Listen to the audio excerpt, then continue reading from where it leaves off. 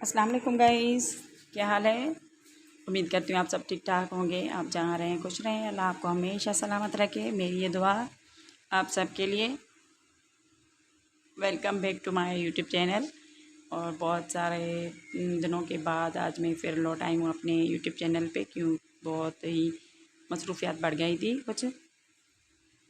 तो देखें आज मिलाई हूँ ज़बरदस्त प्रिंट से 2 पीस सूट्स, जो शलवार और शर्ट दोनों एक ही प्रिंट्स में हैं, अवेलेबल हैं। आई होप आपको ज़रूर पसंद आएंगे।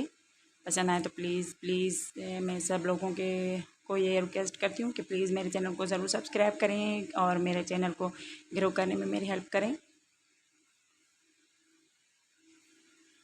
इसकी प्रिंट्स बहुत ही ज़बरदस्त हैं। अगर किसी को बाय करनी हो तो मुझे कमेंट्स में ज़रूर बताएं।